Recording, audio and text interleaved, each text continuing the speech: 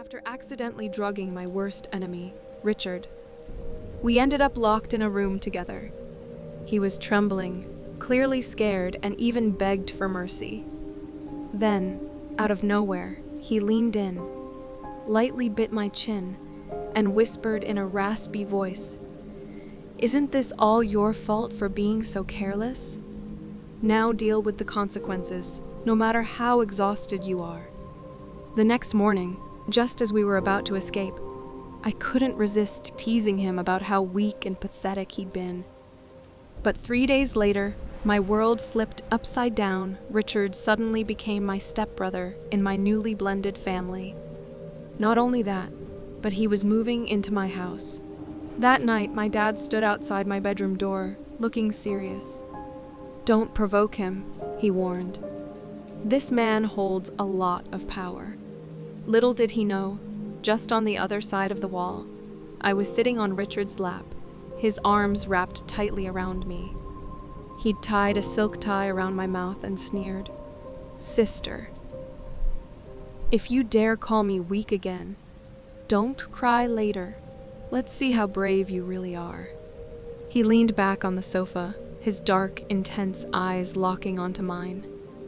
The tension in the room was suffocating. I pressed myself against the door, shaking as I tried to turn the knob. "Richard, it wasn't me. I swear," I stammered. But his calm, disbelieving expression said it all. He didn't buy it. The door was locked from the outside, leaving me trapped. As I panicked, Richard threw his tie aside and stepped toward me. My heart raced as I prayed I could just melt into the wall and disappear. But to my surprise, he walked right past me and went into the bathroom. Relieved but still shaking, I grabbed my phone and called Kathy. "Why on earth did you give him that?" I hissed, barely keeping it together. She sounded unfazed. "Lily, haven't you been annoyed with him always opposing you? Isn't this my way of helping you blow off steam?" I closed my eyes, trying to stay calm. "You locked us in a room together?" I said through gritted teeth. Fine. I'll send someone to unlock the door," Kathy replied before hanging up. After the call, I couldn't shake this odd dryness in my mouth. I gulped down a glass of water, then another, but it didn't help. Just as I reached for a third, Richard came out of the bathroom, his expression unreadable. "What are you drinking?" he asked, watching me closely. My thoughts felt sluggish, like my brain was slowing down. "Just water," I murmured, unsure why he cared. Without a word, Richard walked over, trapping me between him and the sofa. His towering frame loomed over me as he studied my face. "Are you doing this on purpose?" he asked slowly. "Do you want me?" His question shocked me. My eyes went wide as I shoved him back. "What are you even thinking?" "You know I can't stand you," I snapped, my cheeks burning. Richard just smirked as I pinned him to the sofa, straddling his lap. "Where do you get this confidence from?" I asked, glaring at him. "You're not as attractive as you think." I traced his features with my hand, poking at his sharp nose and intense eyes. "Your nose is too pointy, and your eyes, they're just too much," I said, my voice growing quieter. But as he leaned closer, so close that our faces almost touched, my words died in my throat. Richard reached out, his fingers brushing my cheek. "Why do you hate me so much?" he asked softly. I hesitated before mumbling, "Because you like Winnie." Richard frowned, clearly confused. "Who's Winnie?" I stiffened, trying to hold my ground. "Don't act dumb. In my first year of college, I saw your car picking her up from the school gate. She even told me you were one of her suitors." Anger surged through me as I remembered. Before I could stop myself, I slapped him across the face. He rubbed his cheek, unfazed, and calmly said, "The car wasn't mine. A friend borrowed it before moving abroad. I've never liked Winnie." I blinked, processing his words. Slowly, I nodded, trying to make sense of everything. Well, I finally said, my voice dripping with sarcasm. You're ugly, so it makes sense she wouldn't like you either. Richard gave me a mysterious smile, but didn't say anything. His expression told me he didn't believe a word I was saying, so I leaned in and added, "For example, your eyes." My gaze settled on his fluttering eyelashes. Without thinking, I whispered, "Don't move," and before I knew it, I kissed his eyelid. For a brief moment, the unease in my chest softened, replaced by an unfamiliar calm. "If I kiss you, will you stop moving? Deal?" I asked softly, almost pleading. Richard's throat moved as he swallowed, his gaze turning darker. Taking that as a yes, I leaned in and kissed his throat gently. He let out a low hum, closing his eyes and leaning back on the sofa. "Lily," he murmured in a voice so husky it sent shivers down my spine. I froze for a second, but then straightened up, staring at him. His voice was rough as he asked, "Who taught you to be so tempting?" His words made my head spin. I didn't know what to say or how to feel. Before I could answer, Richard sat up and grabbed my hand, guiding it to his open shirt collar. His fingers brushed against the buttons of my shirt as he said something cryptic, hinting at where his lips might land next. My cheeks burned. I instinctively touched my warm ear, unsure of how to respond, but nodded anyway. Then, he nudged my nose, the same one I'd mocked earlier, and whispered so softly I almost didn't catch it. I leaned closer, letting our lips barely touch, my voice coming out like a soft whisper, warm and sweet. It felt like we were moving in sync. Every quiet word he said was followed by a kiss short and light, like a bird pecking at seeds. It might have gone on forever if his phone hadn't rung. "Richard," the voice on the other end said, "I'm downstairs. I'll bring someone to unlock the door and deliver the antidote." Hearing the word unlock, a pang of reluctance hit me. I looked at Richard with hazy eyes and asked softly, "Does that mean we can't kiss anymore?" Richard muted the call and smirked as he ran a finger along my chin. "Are you taking responsibility for these kisses?" he asked, his tone dark and teasing. "Yes," I said firmly, nodding. Without missing a beat, he unmuted and replied into the phone. No need to come up. "Why not?" I asked, confused. Richard lifted me effortlessly and, his voice almost hoarse, said, "We already have the antidote." Then he hung up. It turned out he'd only taken half a glass of the drugged water. I couldn't understand why I'd been affected so strongly after 2 glasses, yet he seemed perfectly fine. Even when I tried to fake being asleep or begged for mercy, Richard stayed indifferent. He even had the nerve to mock me. "This is all your fault for being reckless. Now deal with it, no matter how tired you are," he said with a smirk. When I tried to explain it wasn't my fault, he didn't believe me. The next morning, I woke up groggy and confused. Memories of being carried to the bedroom by Richard came flooding back. I turned my head and saw him still asleep, his arm draped around me. That's when it hit me this jerk had used me as a test subject for the antidote. Just as I realized this, Richard woke up. Our eyes met, and he pulled me closer, resting his chin on my shoulder. "I'm sorry," he murmured, his voice low and tired. "Last night, I figured it was all an accident." "It's fine," I said quickly, cutting him off. Sitting up, I kept my tone casual. "I didn't take it seriously, Richard." He paused, staring at me with an unreadable expression. "What do you mean by that?"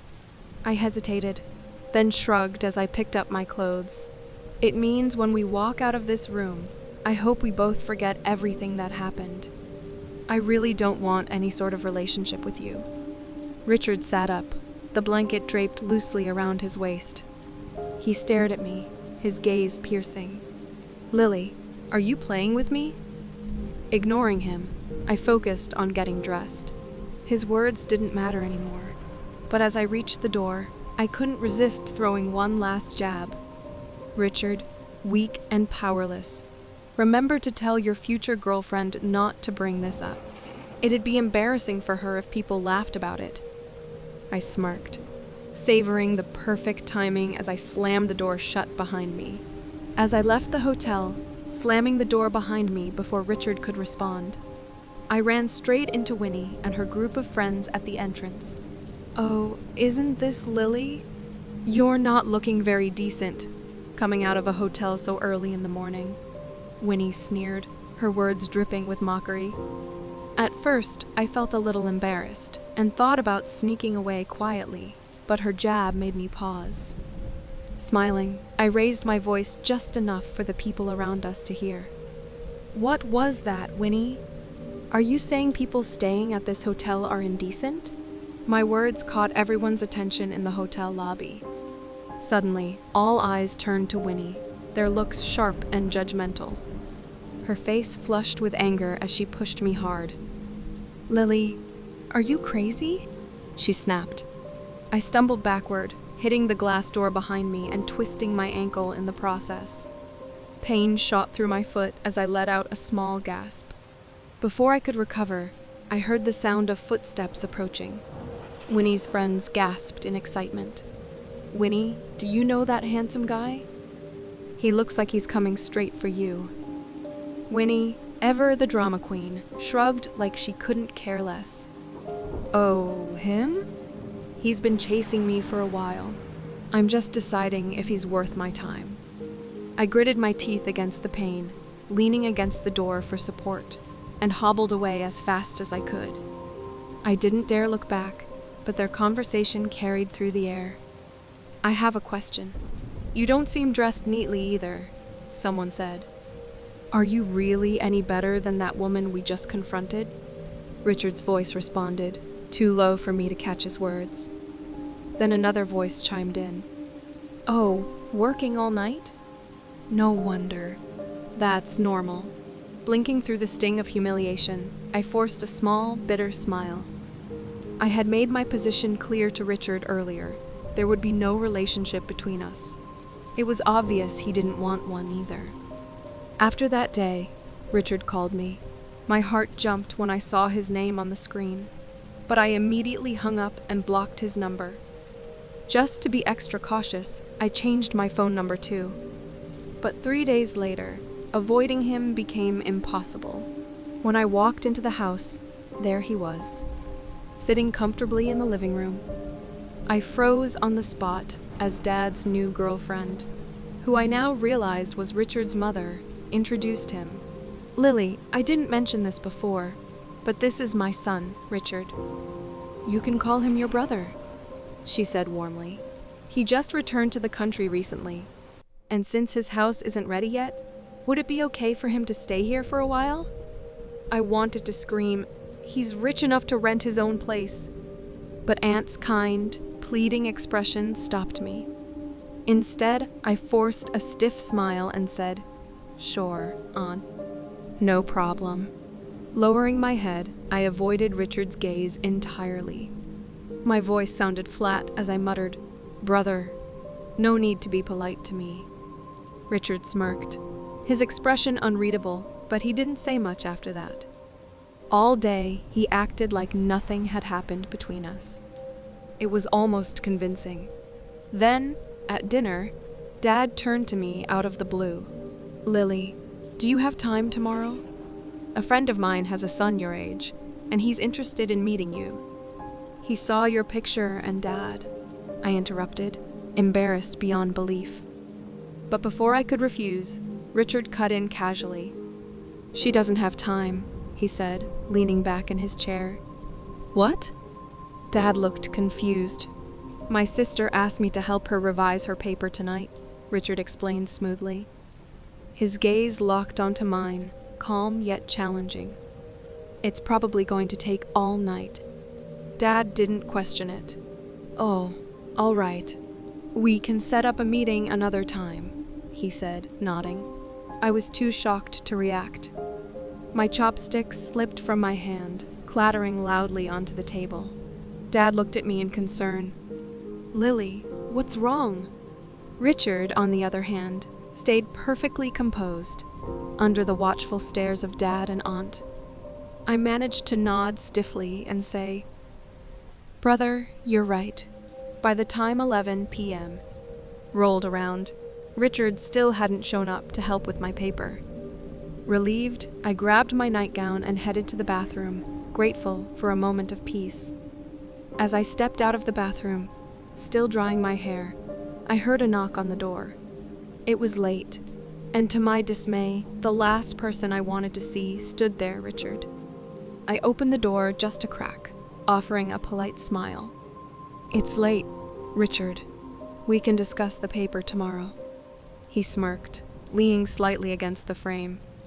"Lily, let's not pretend. Either you let me in, or we settle this right here and now." His voice was low, but the weight of his words made me uneasy. Before I could respond, I heard the creak of a doorknob down the hall. Dad's room was nearby. Panicking, I pulled Richard inside, closing the door quickly behind him. My heart raced as Dad's familiar footsteps approached. Richard's expression shifted, part amused, part annoyed. He leaned against the desk, his eyes sharp, but his tone oddly casual. "You know, Lily," he said quietly, "you've got an interesting way of handling things." A knock sounded at the door. "Lily, are you still awake?" Dad's voice carried concern, but I was too distracted to think straight. "Just a minute, Dad," I called out, trying to sound calm despite the storm of emotions inside me. I shot Richard a look, silently pleading for him to stay quiet. He only smiled a small, knowing smile that made my nerves even worse. Dad spoke again, his tone gentle but curious. "If you're still up, can I come in for a moment?" Desperate to keep the situation under control, I cracked the door open just enough to speak. "Is something wrong, Dad?" He sighed, his gaze soft but probing. "I was just wondering if you've changed your mind about the blind date your aunt suggested. You've been so busy lately, and I thought it might be good for you to meet someone new." Richard, still standing behind the door, stifled a chuckle. His presence felt overwhelming, even in silence. I forced a smile at Dad, determined to end the conversation quickly. "Sure, Dad. We can talk about it later." Satisfied, Dad nodded. "All right. Good night, Lily." His footsteps retreated down the hall, and I finally let out a shaky breath. As soon as the coast was clear, Richard's demeanor shifted. He stepped closer, his voice calm but firm. "A blind date, huh?" And here I thought we had something to figure out. His words carried a weight that left me unsure how to respond. Before he could say anything, I quickly blurted out, "I'll take responsibility for you." Richard seemed a little reassured by my sudden decision, and his cold expression softened just a bit. He was about to reply when his phone rang again. He glanced at the screen, pinched my earlobe lightly, and said in a soft voice, "I have an urgent meeting now. I'll come back to find you afterward, okay?" I nodded, feeling my earlobe warm under his touch. He gently kissed my forehead, and his calm words made the room feel a little more romantic. "Good girl," he said. By the next morning, Richard still hadn't returned from the office. My dad, seeing that I was up early, and realizing I hadn't stayed up late, reminded me about a blind date he had arranged for me with his friend's son. I had planned to go to the restaurant, tell the guy I already had a boyfriend, and leave. But when I opened the door to the restaurant, I was shocked to see not just my blind date, but Richard, who looked like he could rip someone apart with his gaze. He was sitting casually, tapping his knee, his posture almost regal. When he saw me, he smirked and said, "Sister, come meet your boyfriend." The guy across from him looked uncomfortable and scratched his head. "We're not even boyfriend and girlfriend yet. This is our first meeting." Richard didn't even respond, just kept that same smile on his face. As I walked toward him, each step felt harder than the last. Richard stayed silent, his smile never leaving. But the tension in the room made me feel more and more uneasy. I sat down next to him, trying to make the best of the awkward situation, while the young man started talking about himself. Then, out of nowhere, he asked, "Lily, or let me rephrase that, are you still a virgin?"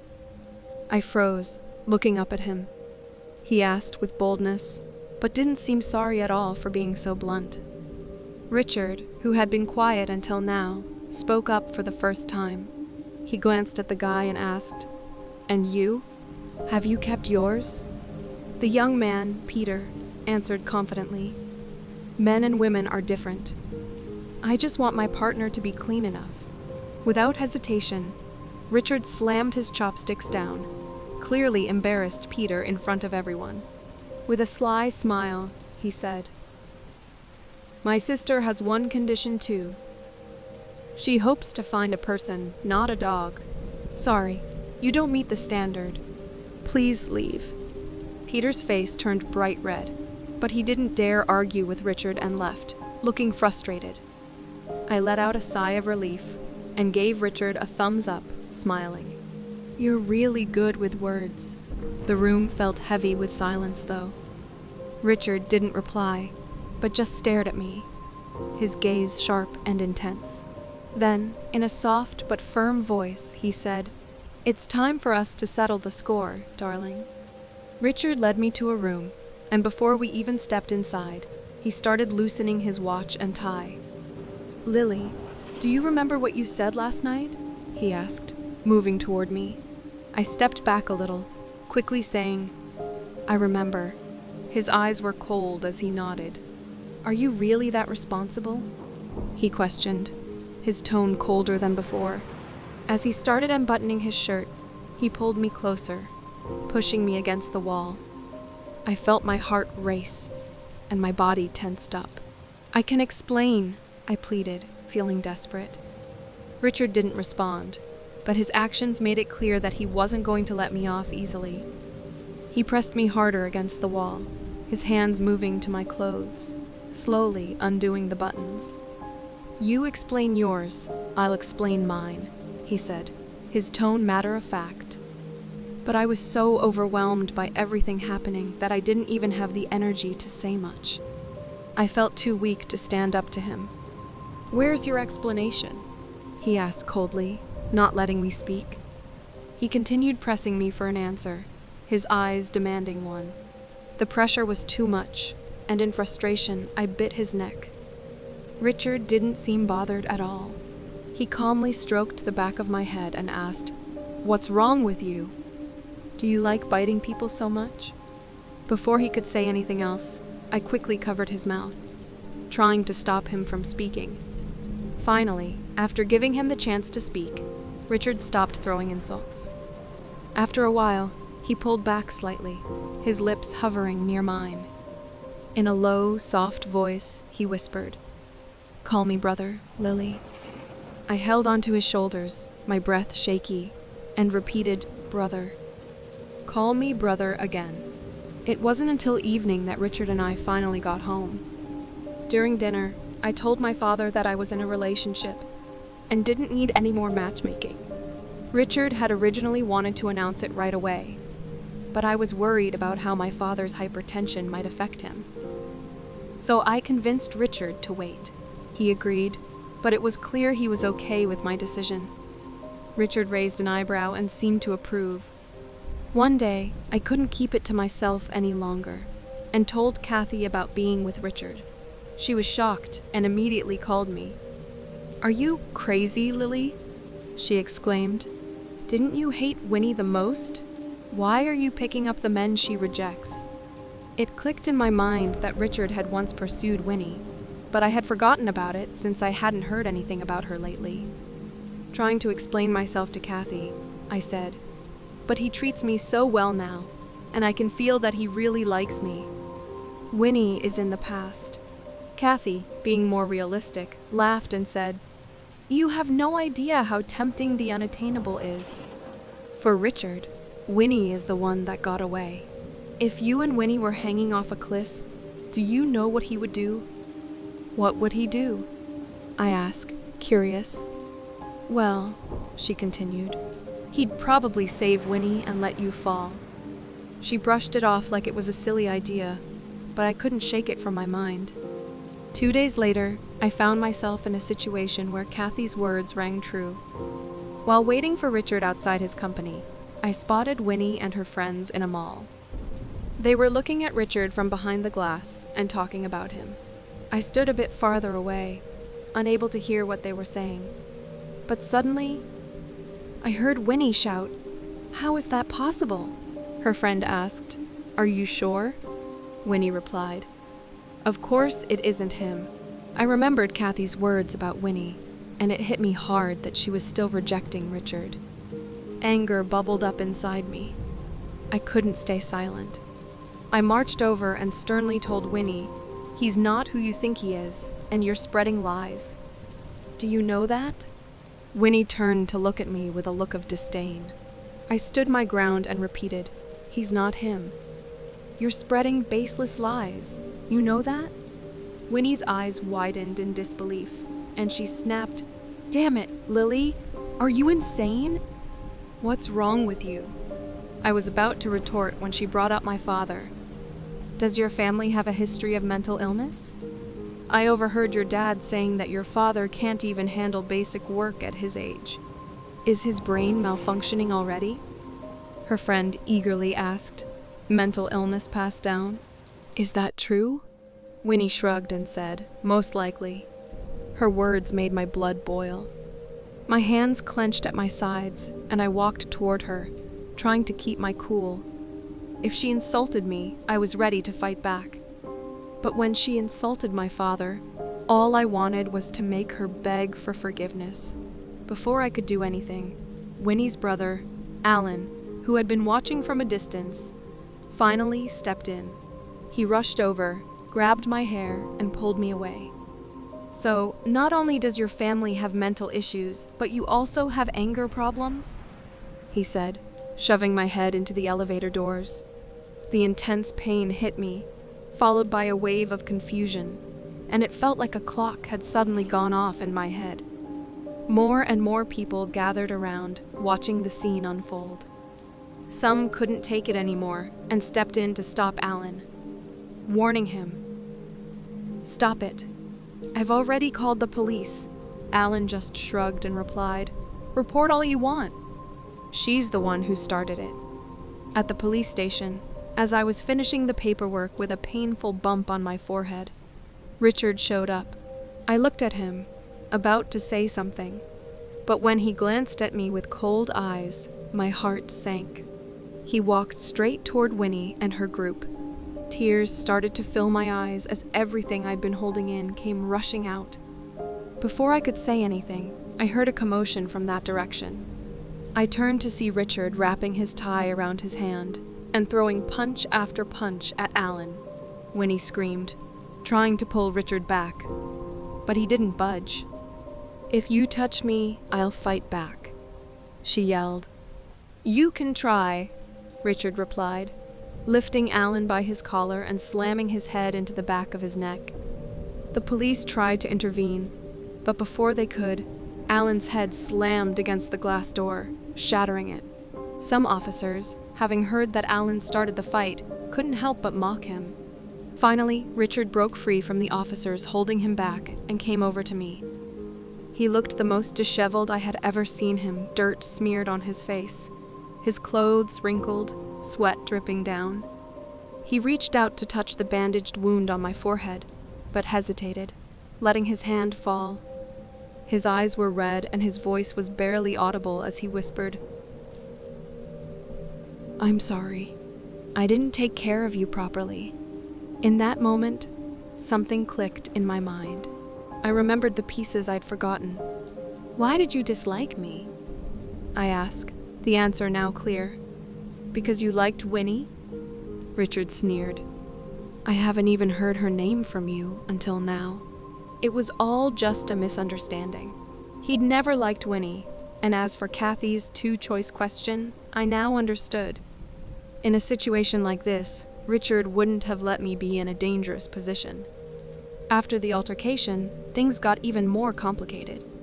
Alan was taken to the hospital, and Winnie went to the police, twisting the story to make it seem like I had aggressively started the confrontation. Fuming, I pulled myself out of Richard's arms and fired back. She was the one who insulted my boyfriend and my father first. Winnie's face contorted in shock. When Richard's eyes turned toward her, she quickly denied it. It wasn't me. Richard? I didn't insult you. All I did was mention that someone in the mall looked like you. That's it. Nothing else. The crowd started eyeing me suspiciously. I opened my mouth to speak, then lowered my head and muttered. She called my boyfriend a dog. I heard her say Richard's name and then mention a dog. And right after, I saw a dog in the mall with a face like a bicycle seat. Winnie's lackey timidly nodded, adding, yes. Winnie was talking about that dog at the time. It was a misunderstanding. Eventually, Winnie gave in and agreed to reconcile, allowing me to leave the police station. Holding Richard's hand, I walked toward the exit. I have to tell you something, I started. I just felt sorry for you, since you pursued her and got called a dog. That's why we argued today. Richard's expression darkened, and I quickly added, you don't have to explain. I had a lapse of memory. I just remembered now. It was all a misunderstanding. Richard smiled, playing with my palm. How did you respond to her at the time? I grinned, recalling how eager I was to stand up for him. I was ready to show myself. I raised my chin and said, how could you possibly be a dog? I accidentally raised my voice a bit, and I could hear a few people nearby chuckling. I heard subtle coughs behind me, so I turned around. Winnie and a few police officers were standing there, avoiding eye contact, and acting like nothing had happened. Feeling awkward, I explained with my head down, making it clear I was talking about Richard's physique. He nodded, hinting that some other areas weren't quite as impressive. I shook his hand, humming and skipping around, not realizing how awkward that might have seemed. Little did I know he would remember that moment for the whole week. A week later, most of the wounds on my body and face had healed. Richard started proving himself to me more. I told him. I don't want to sit down, but he just rested his head on my neck, totally absorbed in what he was doing. When I complained, he dismissed it, saying, your head is still hurt. You shouldn't be shaking it. I couldn't help but call him a liar, but he just loved doing this. I held him tightly, quietly shedding a few tears. After meeting Richard, I realized that the seemingly cold and distant person was actually very sentimental. He had a great sense of humor, which I hadn't noticed at first. I had decided to let him off the hook, but then the phone on the bedside table rang. He never answers the phone at this hour, but this time, he picked it up while still holding me. I was shocked and whispered, Richard? He leaned over and kissed me on the cheek, then said just one word to the person on the other end. Speak. After hanging up, he tossed the phone aside and said, Richard, it's Winnie. A few days ago, I overheard Lily talking at the police station about how Richard used to pursue me.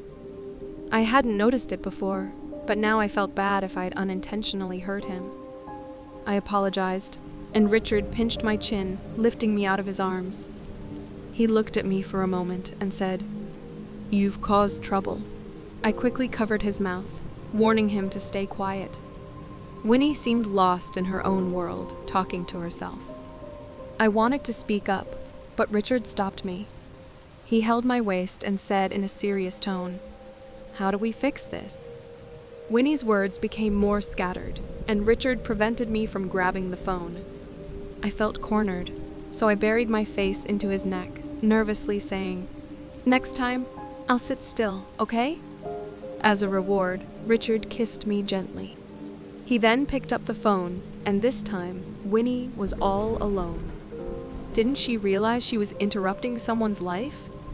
Richard scolded her in the politest but most degrading way, all while doing something pretty despicable. Richard's retaliation against Winnie's family didn't stop at the police station. I later heard that Alan had been mysteriously beaten and sent to the emergency room, causing trouble for Winnie's father. Someone in the industry reported him for taking bribes, and the board quickly found proof. He was sent to prison in no time. I found out the next morning when my dad called, excited to share the news. "That person's finally gone," he said. "I heard it was Richard's assistant who brought the evidence. Don't let his young age fool you. That kid still has a strong sense of justice. Make sure Richard has time to come home for dinner. I'm cooking for him." Just as I was about to respond, the man next to me, who had been asleep, woke up. In a tired voice, he said, "Waking up so early?" He half opened his eyes, pulled me back into his arms, and muttered, "Let's sleep a little longer." I froze, holding the phone, unable to speak. All I could hear on the other end was the howling wind. Later, in the intense sunlight, Richard and I stood at the door of the house. I felt cold, almost like a corpse. Before entering, I glanced at him with a heavy heart, feeling like my father might kill both of us. Richard seemed a little confused, like he wasn't fully awake. He smiled and said something about dying on the same day as me. It sounded strangely romantic. When we opened the door, we saw Director sitting on the sofa with a gloomy expression, as if a storm was about to hit. He pointed at us, but before I could say anything, the phone rang. My father answered it. Whatever was said on the other end shocked him. His face went from blank to surprised, and then he stood up, almost in disbelief. "Me? Take that person's place? There's no one else." "I can step in first," he muttered, still in shock. Then a smile appeared on his face, mixed with regret. How could he be so confused? Sentenced to 5 years, and after he gets out, how's he going to survive in this industry? My father couldn't hold back a laugh, pretending to cough to cover it up. After hanging up the phone, without giving him a chance to respond, I rushed over and hugged his arm.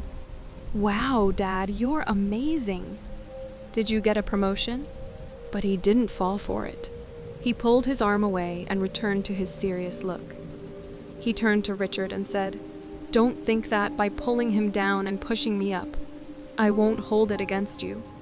Do you think I'm selling my daughter?"